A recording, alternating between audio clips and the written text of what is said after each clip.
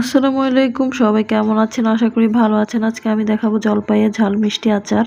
তো প্রথমে মরিচ কুচি করে নিয়েছি, তেল গরম করে তাতে মরিচ দিয়ে দিয়েছি।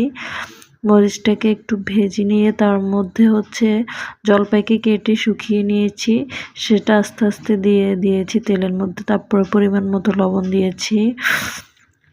লবণটা দেওয়া শেষ হয়ে গেলে আমি একটু চিনি দিয়ে দিব। অল্প পরিমাণে দিব চিনি, কারণ চিনিটা পরে আবার দিব। এখন অল্প একটু চিনি দিয়ে একটু নেড়ে চেড়ে সবগুলোকে মিক্স করে নিব। মিক্স করার পরে আমি আস্তে আস্তে তাতে গুঁড়ো মরিচ দিয়ে দিব। তার সাথে স্বাদ মতো, কেউ ঝাল কম খায় কেউ বেশি খায়, তার সাথে দিয়ে দিব একটু হলুদের গুঁড়ো, সুন্দর একটি কালার আসার জন্য। তো যার যেভাবে ইচ্ছা সেভাবে দিতে পারেন, আমি সামান্য পরিমাণে দিয়েছি। তারপর আবারও চিনি অ্যাড করছি, কারণ আমার থেকে মিষ্টি আচারটাই বেশি ভালো লাগে। টক একটু কম এবং মিষ্টিটা বেশি থাকবে। তো আমি এখন সবগুলোকে আবার একটু নেড়ে চেড়ে দিচ্ছি।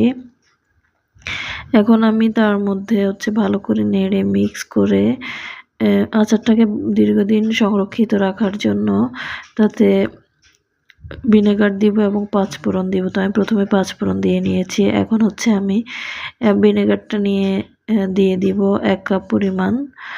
তো তারপর সবগুলো উপকরণ আমি একসাথে নেড়ে চেড়ে 20 থেকে 25 মিনিট বা 40 মিনিটের মতো চুলায় অল্প আঁচে রেখে দিব।